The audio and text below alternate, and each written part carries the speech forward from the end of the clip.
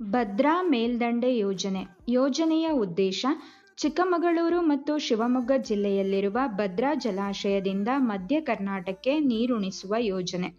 ವರ್ಷಕ್ಕೆ 29.9 ಟಿಎಂಸಿ ಅಡಿ ನೀರನ್ನು ಮೇಲ್ದಂಡೆಗೆ ಮೀಸಲಿಟ್ಟು ಯೋಜನೆಯನ್ನು ರೂಪಿಸಲಾಗಿದೆ.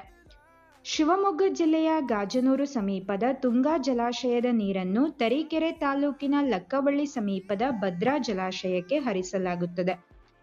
ಪ್ರತಿ ವರ್ಷ ಜೂನ್ನಿಂದ ಅಕ್ಟೋಬರ್ವರೆಗೆ ತುಂಗಾ ಜಲಾಶಯದಿಂದ 17.4 ಟಿಎಂಸಿ ಅಡಿ ನೀರನ್ನು ಮೇಲಕ್ಕೆತ್ತಿ ಭದ್ರಾ ಜಲಾಶಯಕ್ಕೆ ತರುವುದು ಯೋಜನೆಯ ಭಾಗವಾಗಿದೆ. ಭದ್ರಾ ಜಲಾಶಯದಿಂದ 12.5 ಟಿಎಂಸಿ ಅಡಿ ನೀರನ್ನು ಭದ್ರಾ ಮೇಲ್ದಂಡೆಗೆ ಹರಿಸಲಾಗುತ್ತದೆ.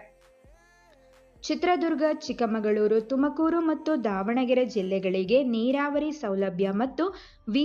ಸಾಗರ, ವಾಣಿ ವಿಲಾಸ ಅಣೆಕಟ್ಟು ಅಥವಾ ಮಾರಿಕಣಿವೆ ಜಲಾಶಯಕ್ಕೂ 2.5 ಟಿಎಂಸಿ ನೀರನ್ನು ಒದಗಿಸಲಾಗುತ್ತದೆ. ತುಂಗಾ ಜಲಾಶಯದಿಂದ ಭದ್ರಾ ಜಲಾಶಯಕ್ಕೆ ನೀರು ಹರಿಸುವ ಕಾಲುವೆ ಚಿಕ್ಕಮಗಳೂರು ಜಿಲ್ಲೆಯ ಎನ್. ಆರ್. ಪುರ ತಾಲೂಕಿನ ಮೂಲಕ ಹಾದು ಹೋಗುತ್ತದೆ.